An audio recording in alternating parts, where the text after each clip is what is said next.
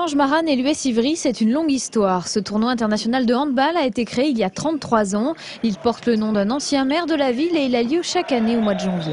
Historiquement, c'est quelque chose qui était extrêmement important puisque c'est la première fois que des équipes françaises pouvaient se confronter au haut niveau, notamment les pays de l'Est à l'époque. Maintenant, c'est devenu un tournoi qui est toujours un des gros tournois français. C'est l'occasion de faire jouer des jeunes du centre de formation. Ce week-end, 5 jeunes handballeurs ont joué avec l'équipe de D1 au gymnase de l'Aune. C'est un honneur et une récompense. Hier, de jouer à Delaune à 17h parce que c'était plein, ça fait quand même quelque chose d'entendre son nom quand on rentre sur le terrain, surtout à Delaune.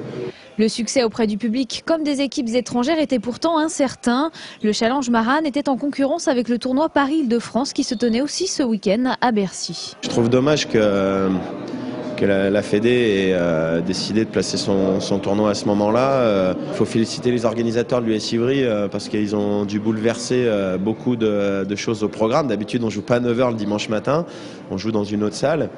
Donc il faut les féliciter parce que malgré la concurrence forte de l'équipe de France championne olympique à Bercy, on a réussi à remplir les salles, à proposer du spectacle et un plateau de très haute qualité. Pour 2010, les dirigeants d'Ivry espèrent une vraie collaboration avec la fédération. Malgré la concurrence, le Challenge Maran a réuni de belles équipes comme l'Islande ou la Tunisie. Résultat, 4 jours de tournoi à haut niveau remportés par la Serbie. Dur pour Ivry qui termine avant-dernier. On finit pas dernier, donc c'est quand même une satisfaction.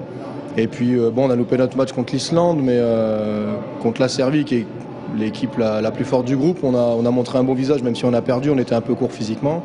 Il nous manquait des joueurs cadres, des internationaux, donc ce qu'on a fait, je trouve qu'avec nos moyens, c'était bien. Le challenge n'était pas un objectif en soi pour l'US Ivry, c'était seulement une étape dans la préparation du championnat qui reprend lui mi-février.